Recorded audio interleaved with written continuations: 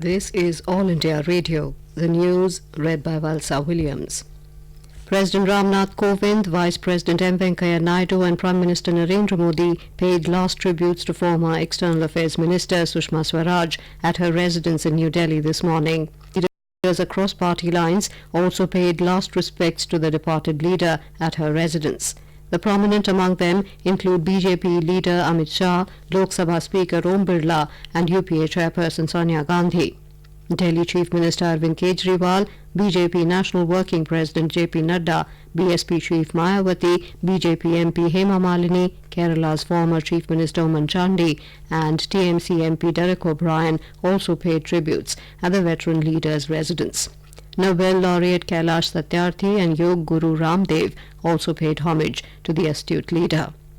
The mortal remains of former External Affairs Minister and BJP leader Sushma Swaraj have been kept at the BJP headquarters for people to pay their respects. Her mortal remains were brought to the BJP office from her residence in New Delhi.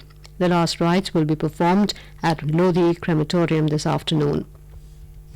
Swaraj passed away in New Delhi last night after suffering a massive cardiac arrest. She was 67. Sushma Swaraj had a kidney transplant in 2016 and had opted out of contesting Lok Sabha polls earlier this year for health reasons. Expressing grief at the demise of the leader, President Kovind said he was extremely shocked. He said the country has lost a much-loved leader who epitomized dignity, courage and integrity in public life. Describing her death as personal loss, Prime Minister Narendra Modi said a glorious chapter in Indian politics has come to an end. The Prime Minister said Swaraj set high standards in every ministry she handled. BJP veteran L.K. Advani said the nation has lost a remarkable leader. He described her as one of the BJP's most popular and prominent faces and a role model for women leaders.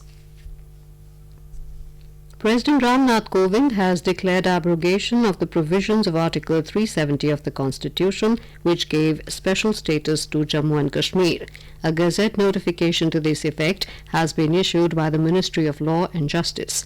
The move came after both houses of Parliament, Rajya Sabha on Monday and Lok Sabha yesterday, passed a resolution in this regard. The Rajya Sabha was adjourned sine die today. In his valedictory address, Chairman M. Venkaiah Naidu said 31 bills were passed in this session. Mr. Naidu said the productivity of the House was around 105% in this session, the best in the last 5 years. The Supreme Court began hearing the Ayodhya Ram Janmabhoomi Babri Masjid land dispute case on the second day today after the efforts to arrive at an amicable settlement through mediation failed. Senior advocate Sushil Jain, appearing for Nirmohi Akhada, one of the parties in the case, commenced arguments today before a 5-judge constitution bench headed by Chief Justice Ranjan Gogoi. Nirmohi Akhada yesterday strongly pitched in the Supreme Court for control and management of the entire disputed 2.77-acre land, saying Muslims had not been allowed to enter the place since 1934.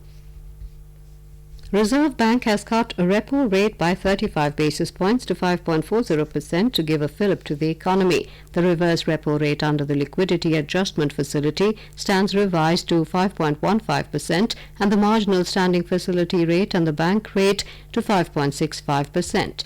In its third bi-monthly policy announced today, RBI has decided to maintain the accommodative stance of monetary policy. RBI Governor Shaktikant Das said the central bank has been preemptive in its actions on rates. He said RBI has always provided adequate liquidity to the system. Heavy rain lashed several parts of Odisha, triggering a flood-like situation in some areas. Special Relief Commissioner B.P. Sethi said the torrential rain submerged vast areas in Malkangiri, Raigada, Koraput, Kandhmal and Gajapati districts in South Odisha. At least 3 wagons of a goods train derailed at Ambadola station and several trains have been cancelled or diverted due to heavy waterlogging on tracks. Meteorological Centre in Bhubaneswar said the depression over northwest Bay of Bengal off the North Odisha West Bengal coasts has intensified into a deep depression. Under its influence, heavy rain is likely to pound several areas of the state during the next 48 hours. And with that, we end this news bulletin.